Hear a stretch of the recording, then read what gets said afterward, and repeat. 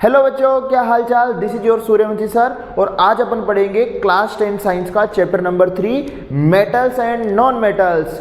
और उससे पहले मैं आपको बता दूं कि ऑलरेडी चैप्टर 1 और 2 अपन पढ़ चुके हैं। अगर आपने अभी तक वो वीडियोस नहीं देखे हैं तो जाइए वो वीडियो देखिए। इंतजार किस बात का, अगर लाने 100 बाई 100 तो फिर बेटा सारे वीडियोस देखने पड़ेंगे ना, मेहनत तो करनी पड़ेगी ना। तो जल्दी से कमेंट में लिख दीजिए मिशन 100। इस साल साइंस में आपके 100 में से 100 आएंगे अगर आपने सूर्यवंशी सर के साथ कदम से कदम मिलाकर पढ़ाई की। तो फिर वो बोलते हैं ना कि रख हौसला वो मंजर भी आएंगे, प्यासे के पास चल के समंदर भी आएंगे। तो दोस्तों सारी चीजें अच्छी होगी, बस आपको क्या करना है, मेहनत जारी रखनी है। और जैसा मैं आपको स्ट्रेटजी देते जा रहा हूं वैसे के वैसे मेहनत करते जानी है। बाकी मार्क्स तो 100% आएंगे अगर आप मेहनत करोगे। तो चैप्टर नंबर 3 की अपन बात करें, चैप्टर नंबर 3 का नाम क्या है, मेटल्स एंड नॉन मेटल्स।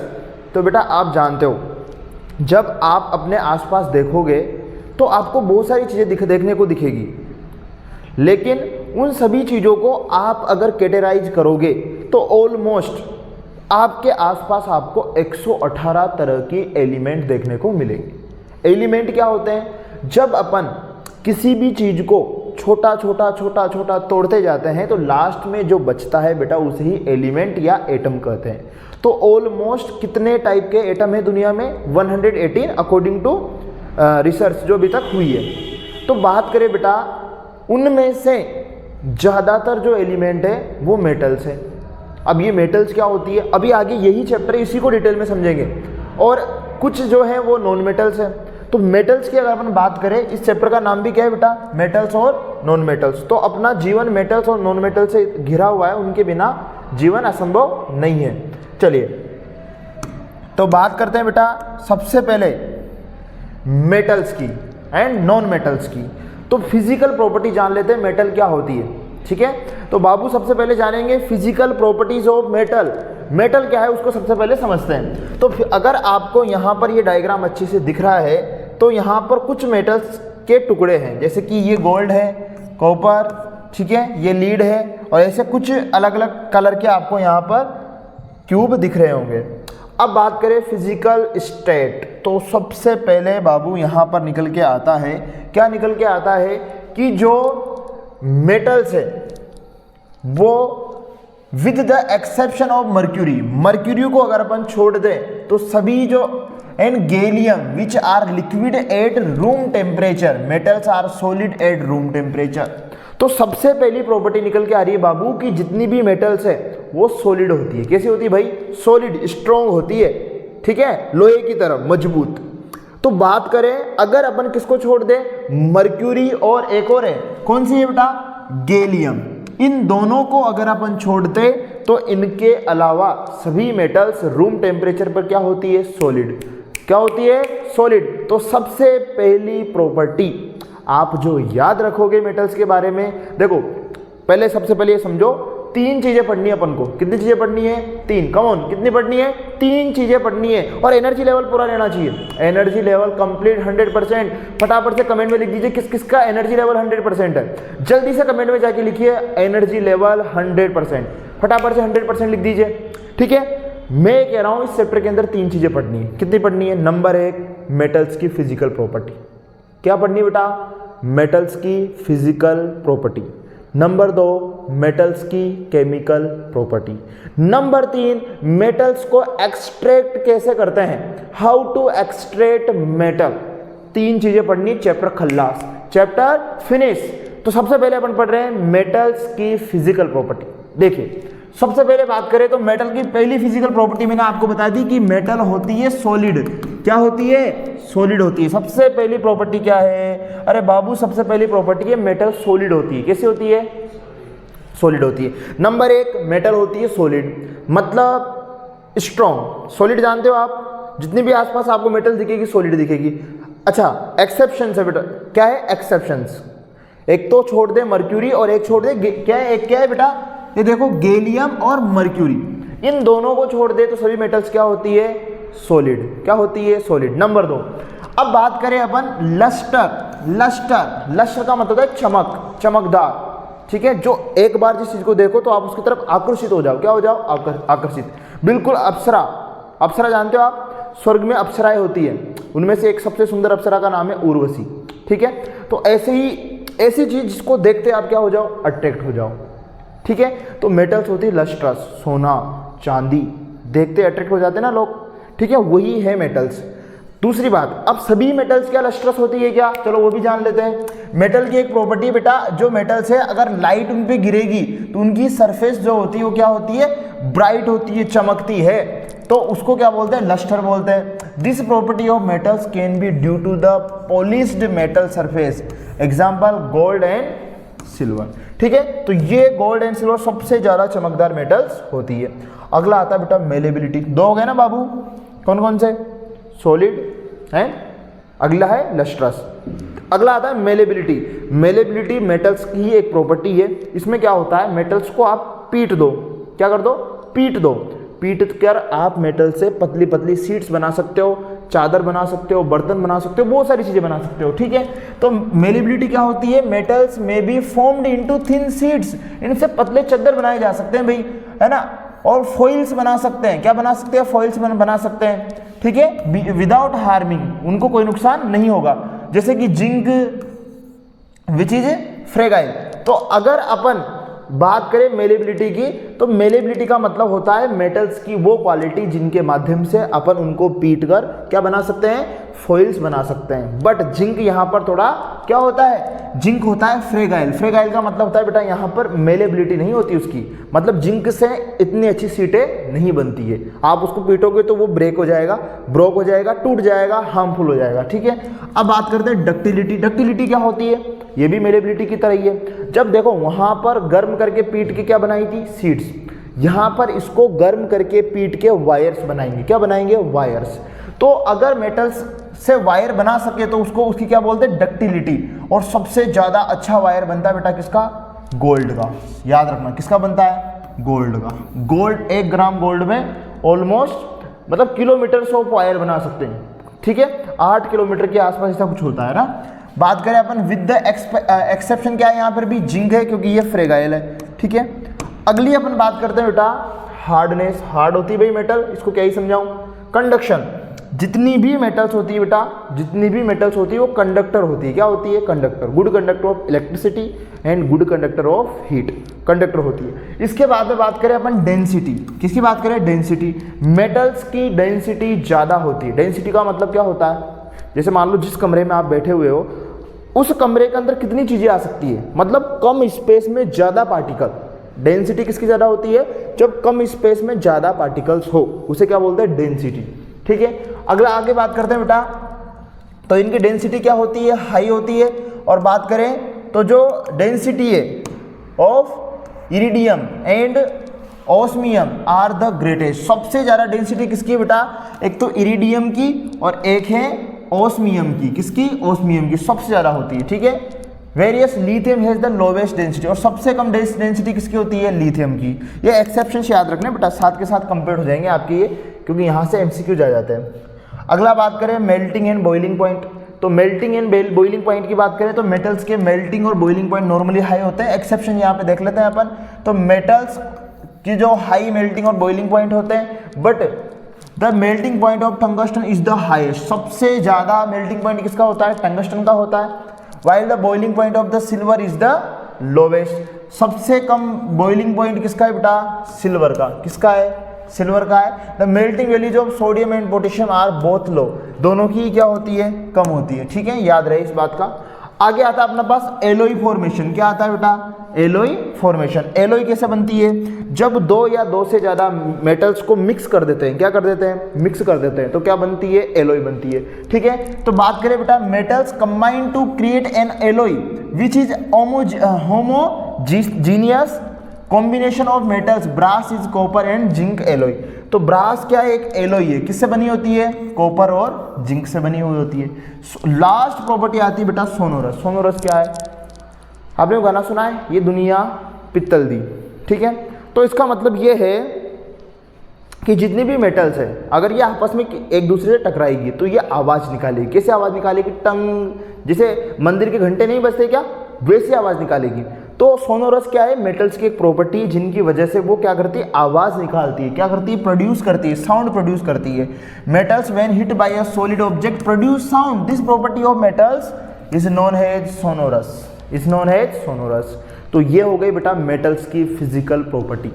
अब क्योंकि रिवीजन करवा देता हूँ, नंबर 1 मेटल्स हार्ड होती है, नंबर 2 मेटल्स स्ट्रॉन्ग होती है, नंबर 3 मेटल्स कंडक्टर होती है हीट एंड इलेक्ट्रिसिटी की, नंबर 4 इनकी melting and boiling point high होते हैं, ठीक है। और मेटल्स जो होती है वो क्या होती है, और क्या हो गया अपन के 4 हो गए, और जो मेटल्स है वो सोनोरस होती है, मेटल्स मेलेबल होती है, मेटल्स डक्टाइल होती है। तो ये 7-8 प्रॉपर्टी मैंने टोटल आपको बता दी है, ठीक है, अच्छे से लर्न कीजिए।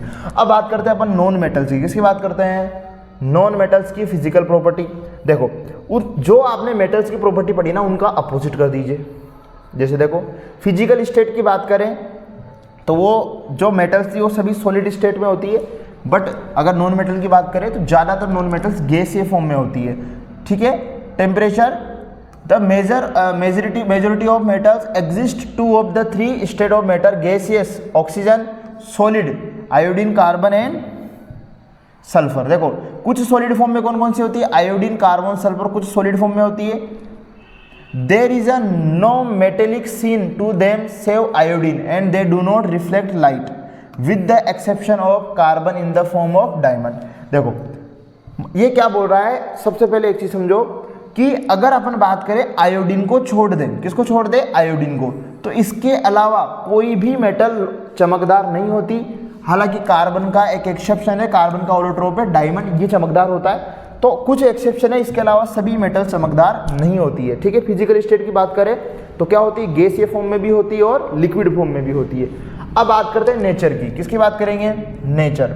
तो नेचर की बात करें, non metals are extremely fragile and they can't be coiled into wires and harmed into sheets except for diamond which is the world's hardest substance. देखो जितनी भी मेटल्स है सब फ्रेगाइल होती है, बहुत ही मतलब अगर थोड़ा सा आप उन पे प्रेशर डालोगे तो टूट जाएगी, ठीक है। लेकिन डायमंड दुनिया का सबसे क्या है, हार्डेस्ट सब्सटेंस, सबसे ज़्यादा हार्डेस्ट। तो यहाँ पर आपको याद रखना है, देखो वहाँ क्या पढ़ा, हार्ड, ये नहीं होती हार्ड, ठीक है। वहाँ क्या पढ़ा, कंडक्टर, ये नहीं होती कंडक्टर। वहाँ क्या पढ़ा आपने, बॉइलिंग और मेल्टिंग पॉइंट हाई, ये इनके नहीं होते, इनके वीक होते। तो वहाँ का अपोजिट कर दो, जो मेटल्स के अंदर है उसका क्या कर दो, अपोजिट। और कुछ एक्सेप्शन है, जैसे वहाँ पर पढ़ा लस्ट्रस, वो चमकदार होती है, ये नहीं होती, लेकिन इसमें भी कुछ तो होती है ना, जैसे कि आयोडीन होती है और डायमंड होता है, ठीक है। तो एक्सेप्शन याद करने हैं ओनली। बात करें कंडक्शन की तो वो कंडक्ट करती है मेटल्स, नॉन मेटल्स नहीं करती। एक्सेप्शन क्या है, ग्रेफाइट, ठीक है, ग्रेफाइट करता है। इलेक्ट्रोनेगेटिव कैरेक्टर, जो नॉन मेटल्स होती है उनकी वैलेंसी नेगेटिव होती है, मेटल्स की पॉजिटिव होती है। रिएक्टिविटी की बात करें अपन, when they come into contact with oxygen they produce acidic और neutral oxide, hence non metals are reactive. देखो समझो, रिएक्टिविटी का मतलब होता है जब नॉन मेटल्स ऑक्सीजन के कांटेक्ट में आती है तो वो ऑक्साइड्स बनाती है, नॉन मेटल ऑक्साइड। और non metal oxide acidic nature के होते हैं। कैसे होते हैं, एसिडिक नेचर के होते हैं, लास्ट चैप्टर में अपन ने पढ़ा। आगे बात करते हैं, देखो मेल्टिंग और बॉइलिंग पॉइंट की बात करें तो non metals are known for its low melting and boiling point. इनके जो मेल्टिंग और बॉइलिंग पॉइंट है बहुत लो होता है, ठीक है। बहुत टाइम दे दिया अपन ने इसमें, अब फटाफट से इनमें डिफरेंस देख लेते हैं और आगे बढ़ते हैं, ठीक है।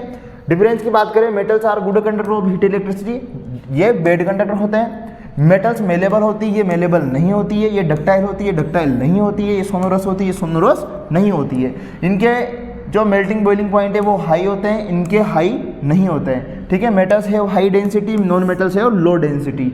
Metals have high tensile strength due to high attraction between the molecules, non metals have low tensile strength due to the low attraction between the molecules, ठीक है। तो मतलब मेटल्स का अपोजिट है, टाइम वेस्ट करने की आवश्यकता नहीं है, ठीक है। अब समझते हैं केमिकल प्रॉपर्टीज ऑफ मेटल, ठीक है। तो इस चैप्टर का एक पार्ट कंप्लीट हो गया। क्या कंप्लीट हुआ, जो मेटल्स है उनकी फिजिकल प्रॉपर्टी और नॉन मेटल्स की फिजिकल प्रॉपर्टी। अब बात करेंगे केमिकल प्रॉपर्टीज की। किसकी बात करेंगे, केमिकल प्रॉपर्टीज की। किसकी केमिकल प्रॉपर्टीज, दोनों की, मेटल्स की भी और नॉन मेटल्स की भी, ठीक है। तो बहुत जल्दी अपन देखो, ऑलरेडी अपन 1-2 केमिकल प्रॉपर्टीज चैप्टर 2 में पढ़ चुके हैं। जैसे कि पहली बात करें अपन तो केमिकल प्रॉपर्टीज ऑफ मेटल्स की बात कर रहे हैं, तो metals are burned into air with oxygen. देखो जब मेटल्स की रिएक्शन करवाएंगे ऑक्सीजन के साथ तो क्या बनेगा, मेटल ऑक्साइड बनेगा। सिंपल सी बात है, मेटल की रिएक्शन करवाएंगे ऑक्सीजन के साथ तो क्या बनेगा, मेटल ऑक्साइड बनेगा। और जो किस नेचर का होता है, बेसिक नेचर का होता है। अब इसमें एग्जांपल ले लें अपन, जैसे कि पोटेशियम क्या है, एक मेटल हो, ये ऑक्सीजन के साथ रिएक्शन करवाई तो क्या बना, पोटेशियम ऑक्साइड बन गया। ऐसे जिंक के साथ कराएंगे तो क्या बनेगा, जिंक ऑक्साइड बन जाएगा। तो ये होती है मेटल के साथ ऑक्सीजन की रिएक्शन, और क्या बनते हैं, मेटल ऑक्साइड बनते हैं, जो कि बेसिक नेचर के होते हैं। जैसे कि मैग्नीशियम हो गया। अब समझना ध्यान से, sodium and potassium are the most reactive and react with oxygen present in the air at room temperature to form the oxide. It is kept immersed in kerosene oil as they react vigorously with air and catch fire. देखो ये बहुत important point है बेटा, जो sodium और potassium होता है बहुत ही ज़्यादा स्पीड से क्या करता है, बहुत ही ज़्यादा स्पीड से रिएक्शन करता है किसके साथ, ऑक्सीजन के साथ। इसलिए सोडियम और पोटेशियम को केरोसिन के ऑयल में डुबो के रखा जाता है ताकि वो आग नहीं पकड़ ले, क्योंकि अगर हवा लगेगी तो वो तुरंत जल जाता है बेटा, ये याद रखना है आपको। जो मैग्नीशियम होता है वो इतना तेजी से मतलब रिएक्शन नहीं करता है, बट अगर थोड़ा उसको हीट दी जाए, magnesium do not react with oxygen at room temperature but on heating to burn in the air with intense light at a heat form magnesium oxide. तो डायरेक्ट तो नहीं जलेगा, लेकिन अगर जलाएंगे तो जल जाएगा बेटा। ये चैप्टर नंबर 1 में भी पढ़ के आए हैं अपन। मैग्नीशियम ऑक्सीजन के साथ रिएक्शन करके क्या बनाता है, मैग्नीशियम ऑक्साइड बनाता है। और किस फ्लेम के साथ जलता है बेटा, magnesium burn with white dazzling light, याद रखना, white dazzling light. Silver, potassium and gold do not burn और रिएक्ट विद एयर, ठीक है। तो जो सिल्वर एंड गोल्ड होते हैं वो ऑक्सीजन के साथ रिएक्शन नहीं करते हैं क्योंकि वो लो रिएक्टिव है। अभी आगे समझेंगे रिएक्टिविटी क्या होती है। Reaction of metals with water, दूसरा क्या आता है, वाटर। पहला क्या आया, ऑक्सीजन। तो देखो सोडियम पोटेशियम तो वाटर के साथ बहुत तेजी से रिएक्शन करेगी, ठीक है। लेकिन कुछ मेटल्स होती है जो वाटर के साथ रिएक्शन आसानी से नहीं करती है। तो मेटल वाटर के साथ रिएक्शन करके क्या बनाती है, मेटल ऑक्साइड और हाइड्रोजन गैस बनती है, ठीक है। जैसे कि यहाँ पर ये एक इंपॉर्टेंट एक्सपेरिमेंट भी है, देख लीजिए आप।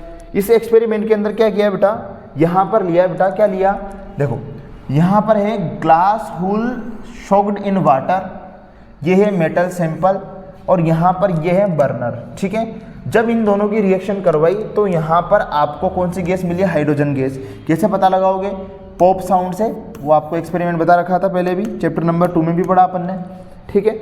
Metal such as sodium and potassium react vigorously, ठीक है। सोडियम पोटेशियम बहुत तेजी से रिएक्शन करके क्या बनाएंगे, सोडियम हाइड्रोक्साइड बनाएंगे, हाइड्रोजन गैस निकलेगी, हीट एनर्जी निकलेगी। इसके बाद में कुछ मेटल्स होती है जो देखो नॉर्मल पानी के साथ तो रिएक्शन नहीं करेगी, लेकिन हॉट वाटर के साथ कर लेगी, गर्म पानी के साथ रिएक्शन करेगी, जैसे कि एल्यूमिनियम, जिंक, ठीक है, और आयरन। ये तीनों ऐसी मेटल है जो हॉट वाटर के साथ रिएक्शन करेगी और सेम वही ऑक्साइड, और देखो वो बनाता है हाइड्रोक्साइड, ये बनाते हैं ऑक्साइड और हाइड्रोजन गैस। कुछ मेटल्स ऐसी होती है बेटा जो रिएक्शन नहीं करती, जैसे कि lead, copper, silver and gold, ये रिएक्शन नहीं करती है, कोई से भी वाटर अपन ले लें। अब अगला आता है बेटा reaction of metals with acid. तो ये अपन चैप्टर नंबर 2 में पढ़ चुके हैं ऑलरेडी।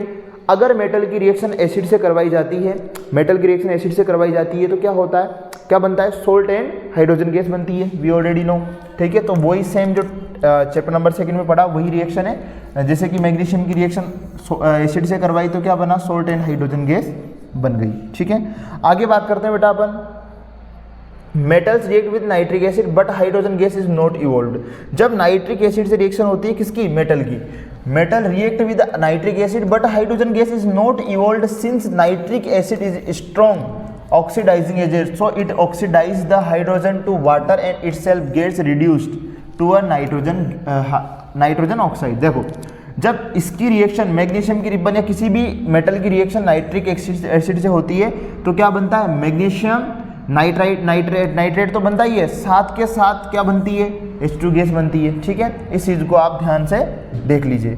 रीज़न क्या है बेटा इसका रीज़न ये क्योंकि ये जो नाइट्रिक एसिड है ना, ये स्ट्रॉन्ग ऑक्सीडाइजिंग एजेंट होता है, तो इस वजह से क्या करता है, ये अपना ऑक्सीजन दे के क्या कर लेता है, हाइड्रोजन गैस की जगह क्या बना लेता है, वाटर बना लेता है, ठीक है।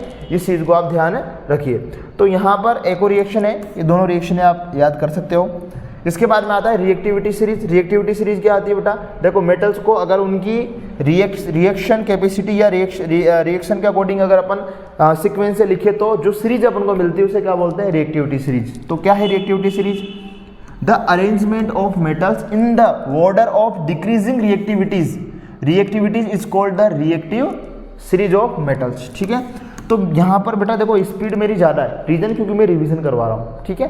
तो बहुत स्पीड से अपन पढ़ेंगे तो थोड़ा टाइम बचेगा, अगर मैं धीरे धीरे बताना लगूंगा तो फिर वही चीज़ें हो जाएगी कि पढ़ाना हो जाएगा। मैं यहाँ पे रिवीजन करवा रहा हूँ, आप इस चीज़ को ध्यान से समझ लीजिए, ठीक है। तो ये रिएक्टिविटी सीरीज है, अगर अरेंजमेंट में जमा है तो सबसे ज़्यादा रिएक्टिव पोटेशियम, सोडियम, कैल्शियम, ये आप रिएक्टिविटी सीरीज लर्न कर सकते हैं। अब आता है बेटा अपना reaction of metal with solution of other metal. अगर मेटल की रिएक्शन अदर नॉन मेटल से करवाई जाए या मेटल से ही करवाई जाए तो डिस्प्लेसमेंट रिएक्शन होगी। ये चैप्टर नंबर 1 में पढ़ चुके हैं। कॉपर सल्फेटिक रिएक्शन जब फेरस से करवाते हैं तो फेरस सल्फेट और कॉपर बनता है, ठीक है। आगे बात करते हैं बेटा अपन, जब रिएक्शन होगी मेटल की किसके साथ, क्लोरीन के साथ, तो क्लोरीन के साथ होगा तो क्या बनेगा, metal react with chlorine to form the metal chloride, metal chlorides बनेंगे।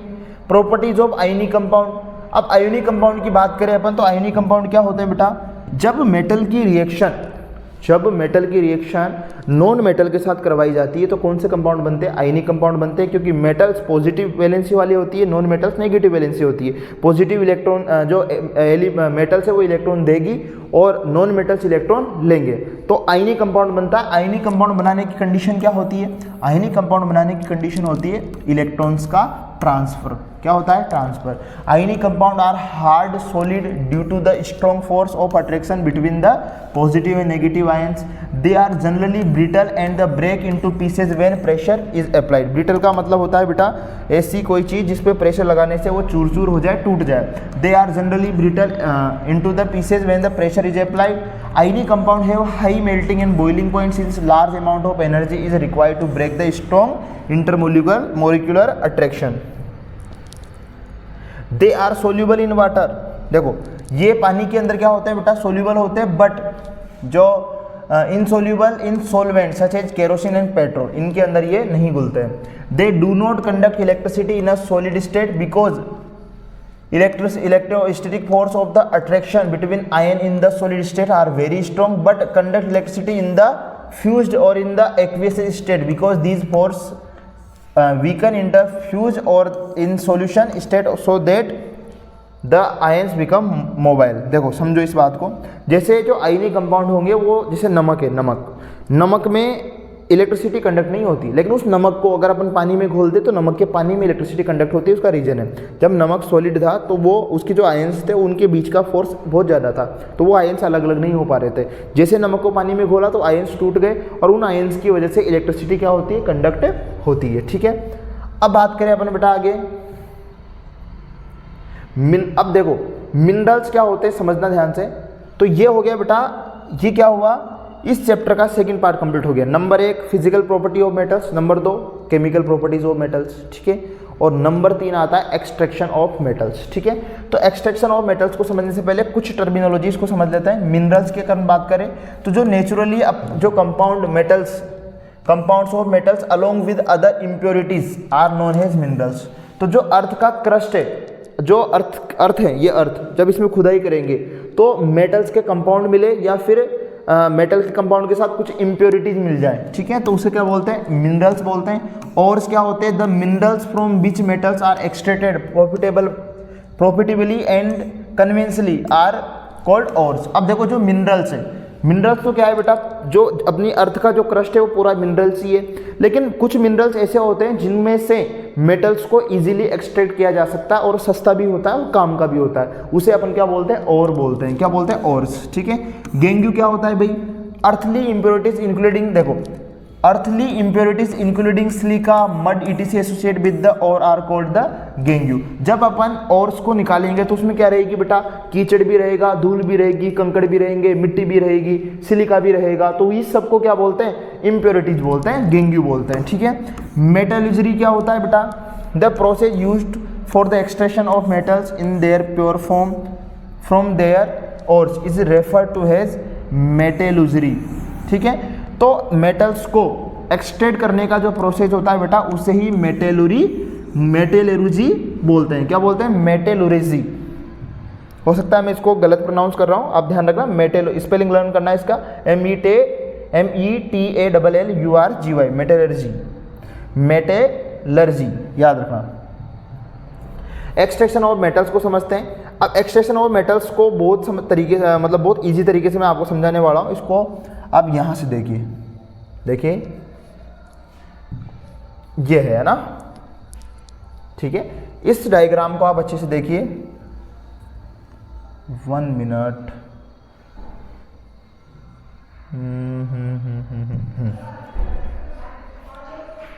ठीक है, हाँ, इस डायग्राम को आप अच्छे से देखेंगे बेटा। देखो सबसे पहले बात करें, और मैंने आपको समझा दिया और क्या होता है। अब समझते हैं अपन सबसे पहले, जो भी ओर्स होते हैं बेटा वो अपन को 3 टाइप को देखने को मिलते हैं। कितने टाइप के देखने के मिलते हैं? 3 टाइप के। देखो सबसे पहले तो ऐसे और, जैसे कि 3 टाइप की मेटल्स होती है, high reactive metals, medium reactive metals, low reactive metals. तो ऐसी मेटल्स जिनकी रिएक्टिविटी बहुत ज़्यादा है, जो रिएक्टिविटी सीरीज में ऊपर ही ऊपर आती है, उन मेटल्स का एक्सट्रैक्शन अलग तरीके से होगा। जो बीच में आती है रिएक्टिविटी सीरीज में उनका अलग से होगा, और जो लास्ट में नीचे नीचे आती है, कॉपर, सिल्वर, गोल्ड, इनका एक्सट्रैक्शन अलग तरीके से होगा। तो सबसे पहले बात करें अपन हाई रिएक्टिव मेटल्स की, तो जो हाई रिएक्टिव मेटल्स है बेटा, उनका देखो, जो ऐसे और जिनके अंदर कंसंट्रेशन होता है किसका? हाईली रिएक्टिव मेटल्स का, मतलब हाई रिएक्टिव मेटल्स है, उनका अपन सिंपली क्या कर देते हैं? इलेक्ट्रोलाइसिस कर देते हैं। क्या कर देते हैं? इलेक्ट्रोलाइसिस कर देते हैं। जैसे इलेक्ट्रोलाइसिस करेंगे तो क्या मिल जाएगी? प्योर मेटल मिल जाएगी, नंबर 1। नंबर 2, जो मीडियम रिएक्टिव होते हैं बेटा, उनको निकालने के दो सोर्सेज है या 2 तरीके हैं। कैसे? जैसे मीडियम रिएक्टिव में कौन आ गया? एल्यूमिनियम आ गया, मर्क्यूरी आ गया, ठीक है, ऐसी मेटल्स। अब इनमें से कुछ तो मिलती है कार्बोनेट के फॉर्म में, कुछ मिलती है सल्फाइड की फॉर्म में। जो कार्बोनेट की फॉर्म में मिल रही है उनको कैल्सिनेशन करेंगे तो मेटल ऑक्साइड मिल जाएगा, और जो सल्फाइड की फॉर्म में मिल रही है उनका रोस्टिंग करेंगे तो मेटल ऑक्साइड मिल जाएगा। मेटल ऑक्साइड में से ऑक्साइड को अलग करने के लिए क्या करवा देते हैं? इसका रिडक्शन करवा देते हैं, और इम्प्योर मेटल मिल जाएगी आपको। क्या मिल जाएगी? इम्प्योर मेटल, और फिर उसकी रिफाइनिंग करके क्या मिल जाएगी आपको? प्योर मेटल मिल जाएगी। अब सेम अगर मान लीजिए लो रिएक्टिव मेटल है तो वो सल्फाइड और में मिलेगी। सल्फाइड है तो क्या करवाएंगे? रोस्टिंग करवाएंगे, इम्प्योर मेटल मिलेगी। रिफाइनिंग करवा देंगे तो क्या मिल जाएगी? प्योर मेटल मिल जाएगी। तो ये चार्ट आप अच्छे से लर्न कर लीजिए, और अब इसको थोड़ा डिटेल में अपन देख लेते हैं कि एक एग्जाम्पल के साथ भी देखेंगे। देखो, तो सबसे पहले अपन बात करें यहाँ पर डिटेल में, आपको मैं बताता हूँ एक्सट्रैक्शन ऑफ। सबसे पहले आता है बेटा अपना, क्या आता है? सबसे पहले आता है अपना conversion of concentrated of the ore into metal. देखो सबसे पहले इस प्रोसेस को मैं पूरा डिटेल में आपको समझाऊंगा, एक एक चीज ध्यान से देखना। सबसे पहले आता है the extraction of a metal from the concentrated ore is essentially a process of reduction of the metal compound present in the ore. The method of reduction to be used depends on the reactivity of the metal to be extracted. देखो, अगर आपको metal extract करनी है तो depend करता है किस type की मेटल है, सबसे पहले वो पहचानो। अगर लेस रिएक्टिव मेटल है तो किस तरीके से करेंगे, अब वो देखते हैं। Metal at the bottom of the reactivity series are not very reactive and the oxide of these metals can be reduced by heating the ore itself. तो जो रिएक्टिविटी सीरीज के नीचे सबसे नीचे आती है ना, बॉटम में आती है, जैसे कि सिल्वर, गोल्ड, कॉपर, ऐसी मेटल्स, तो ये जो होती है इनकी रिएक्टिविटी कम होने की वजह से इनको डायरेक्ट गर्म करके ही अपन क्या कर सकते हैं? एक्सट्रैक्ट कर सकते हैं। तो इसके लिए अपन क्या करेंगे, जो जैसे सिनेबार के किसको बोलते हैं बेटा? मर्क्यूरी सल्फाइड को, इसको सिनेबार बोलते हैं। इसके और को अपन क्या कर देते हैं, जब गर्म करते हैं, क्या करते हैं? गर्म करते हैं तो ये किस में कन्वर्ट हो जाता है? मर्क्यूरी ऑक्साइड में कन्वर्ट हो जाता है। अब जब मर्क्यूरी ऑक्साइड है तो नॉर्मली क्या करेंगे, उसको और गर्म करेंगे तो मर्क्यूरी में कन्वर्ट हो जाएगा, ठीक है। अब आता है extraction of moderate reactive metals. अब बीच की जो मीडियम रिएक्टिव मेटल्स है उनको कैसे एक्सट्रैक्ट करेंगे, तो बेटा जो मीडियम रिएक्टिव मेटल्स है वो 2 टाइप से आपको मिल सकती है। The moderate reactive metals in the middle of the reactivity series are extracted by the reduction of their oxides with carbon, aluminum, sodium और कैल्शियम। तो इनकी हेल्प से अपन क्या कर सकते हैं, उनका रिडक्शन करवा सकते हैं। कब? देखो सबसे पहले समझो, if it is easier to obtain metal from their oxides by reduction than from carbonate और सल्फाइड। भाई अगर मान लो ऑक्साइड की फॉर्म में है तो डायरेक्ट हो जाएगा, बट अगर कार्बोनेट और सल्फाइड की फॉर्म में है तो क्या करेंगे, तो उसको रिडक्शन करवाने से पहले अपन को कुछ और भी करना पड़ेगा। क्या करना पड़ेगा? सबसे पहले अपन क्या करेंगे, जो कंसंट्रेटेड और होगा उसको कन्वर्ट कर देंगे मेटल ऑक्साइड के अंदर, और उसके बाद में फिर क्या करेंगे, कैल्सिनेशन और रोस्टिंग करेंगे। देखो समझो, अगर मान लीजिए अगर मेटल ऑक्साइड के साथ है तब तो कोई प्रॉब्लम नहीं है, ऑक्साइड के साथ है क्योंकि, तब तो डायरेक्ट क्या करवा देंगे, उसका रिडक्शन करवा देंगे, आपको प्योर मेटल मिल जाएगी। लेकिन मेटल अगर कार्बोनेट के साथ हो या सल्फाइड के साथ हो तो कार्बोनेट के साथ है तो मैंने बताया कैल्सिनेशन करेंगे, और सल्फाइड के साथ है तो क्या करेंगे, रोस्टिंग करेंगे। तो समझो कैल्सिनेशन क्या होता है, मतलब जो ऑक्सीजन होती है उसकी प्रेजेंस में गर्म करने को ही क्या बोलते हैं, कैल्सिनेशन बोलते हैं। और रोस्टिंग क्या होता है, बिना ऑक्सीजन दिए उसको गर्म करने को क्या बोलते हैं, रोस्टिंग बोलते हैं। ठीक है, ये अब आती है high reactive metals. High reactive metals को प्योर करने का तरीका क्या था बेटा, इलेक्ट्रोलाइसिस। क्या था, electrolysis. Metal high up in the reactivity series are very reactive.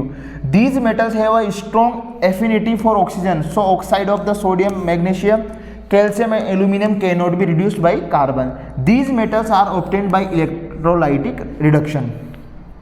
Sodium, magnesium, calcium are obtained by the electrolysis of their molten chlorides. समझना। अब देखो, जैसे मान लो सोडियम क्लोराइड है, तो अगर अपन को इसको क्या करना है, प्योर सोडियम चाहिए अपन को, तो इसको इलेक्ट्रोलाइसिस करवाएंगे तो सोडियम और कैल्शियम क्लोरीन अपन को मिल जाएगा।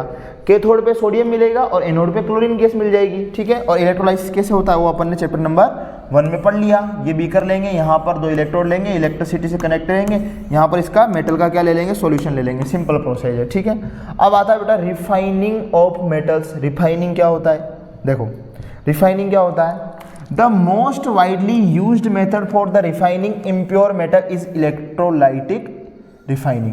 देखो, जो मेटल्स अपन को मिलती है बेटा वो इम्प्योर मिलती है, उसको फिर भी उसको क्या करना पड़ता है, प्योर करना पड़ता है। उसके लिए अपन उसको क्या बोलते हैं, रिफाइनिंग। और रिफाइनिंग करने का सबसे बेस्ट तरीका क्या है, इलेक्ट्रोलाइटिक रिफाइनिंग है। ठीक है, electrolytic refining means refining by electrolysis metal such as copper, zinc, tin, lead, chromium, nickel, silver, gold are refined by electrically. अब देखो रिफाइनिंग क्या होता है, इसको डिटेल में अपन देखते हैं। इधर ये डायग्राम देखो आप, ये डायग्राम बेटा, अब इसका डिटेल में यहां पर दे रखा है, इसको देखते हैं। तो सबसे पहले अपन बात करते हैं, जो electrolysis can be used to recover metals that can not be separated via chemical reduction technique as well as the purify metals acquired through other means. The anode in the electrofine process is a block impure metal while the cathode is the thin sheet of pure metal।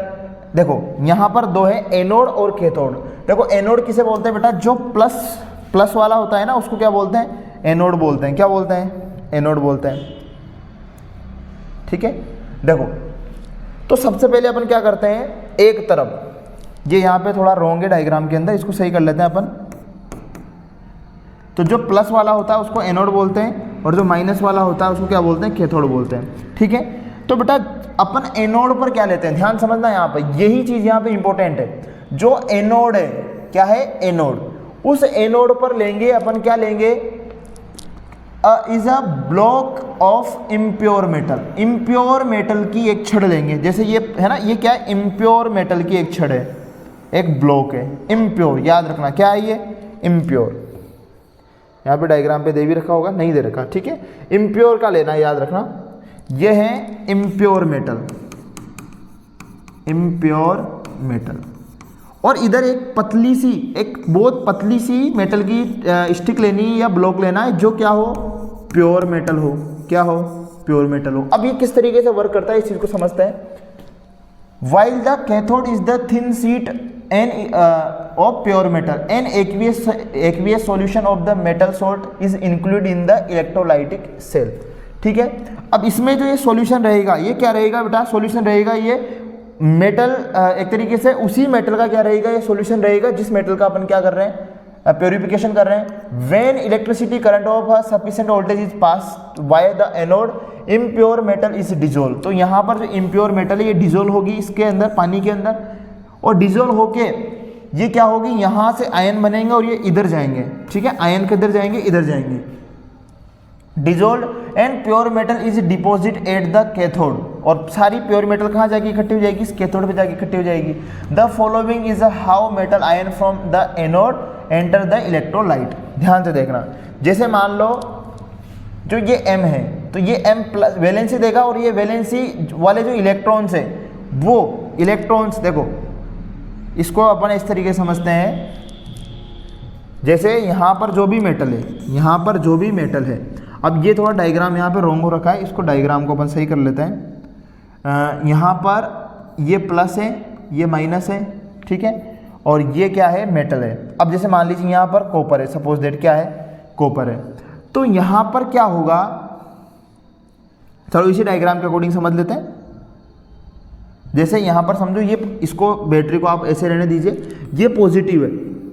अब positive है तो जैसे ये जो metal है ये क्या करेगी, ये यहाँ पर जैसे ही इलेक्ट्रॉन, जैसे मान लीजिए मेटल है कॉपर, ये जैसे ही इलेक्ट्रॉन यहाँ पर लूज करेगी तो इसमें कौन सी वैलेंसी आएगी, प्लस की वैलेंसी आएगी। कौन सी वैलेंसी आएगी, प्लस की वैलेंसी आएगी।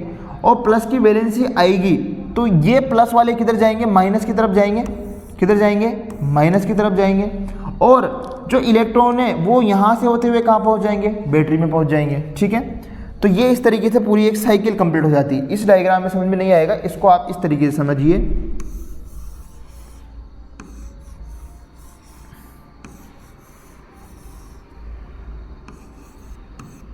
ये यहाँ पर आपके पास कंप्लीट डायग्राम है। ये पॉजिटिव है नेगेटिव, जो पॉजिटिव होता है उसको एनोड बोलते हैं और जो नेगेटिव होता है उसको कैथोड बोलते हैं।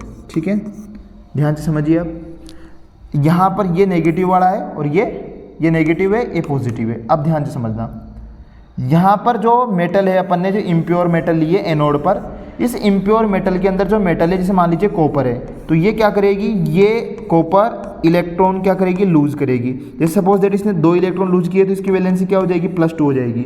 तो ये +2, अब देखो ये नेगेटिव है ना, तो प्लस वाले को ये इधर अट्रैक्ट करेगा। इसका मतलब कॉपर कहाँ आएगा, यहाँ पर आएगा। और जो इलेक्ट्रॉन इसने लूज किए वो यहाँ वायर से होते हुए कहाँ चले जाएंगे, इस प्लस टर्मिनल के पास चले जाएंगे। ठीक है, ऐसे ही अब देखो ये सारी कॉपर यहाँ इकट्ठी होती जाएगी और यहाँ से इलेक्ट्रॉन इधर जाते जाएंगे। इसी प्रोसेस को क्या बोलते हैं, इलेक्ट्रोलाइटिक रिफाइनिंग बोलते हैं। आई होप आपको ये समझ में आया होगा। ठीक है, अब बात करते हैं, this technique is used to refine volatile metals with lower boiling point than the impurities such as copper, silver, tin and nickel, for example mercury and zinc। अब यहाँ से एक क्वेश्चन और बनता है बेटा, क्या होता है, जो यहाँ पर impurities इस एनोड के नीचे, ये एनोड है, इसमें गलत बन रहा है डायग्राम, ये ध्यान रहे, ये एनोड है, क्या है ये एनोड, ये क्या है कैथोड। ठीक है, इस वजह से पूरा कंफ्यूजन है, ये डायग्राम गलत है, एनोड और कैथोड। तो एनोड के नीचे जो इंप्योरिटीज इकट्ठी होती है उसे एनोड मड बोलते हैं। क्या बोलते हैं, एनोड मड बोलते हैं। Charge ion migrate toward the oppositely charged electrode in the order to lose their electric charge and form atom which are then either reduce. ठीक है, अब आता है बेटा कोरोजन। कोरोजन तो आप जानते ही हो, फर्स्ट चैप्टर में भी आपने पढ़ा। कोरोजन क्या होता है, जो मेटल्स की सरफेस होती है वो एयर और वाटर के कांटेक्ट में आने से क्या हो जाती है, होने लग जाती है, खराब होने लग जाती है, उसे क्या बोलते हैं, कोरोजन बोलते हैं। यही प्रोसेस अगर आयरन के अंदर होता है तो उसे रस्टिंग बोलते हैं। ठीक है, इस चीज़ को समझो। अब समझते हैं कुछ टर्मिनोलॉजी, लास्ट चल रहा है।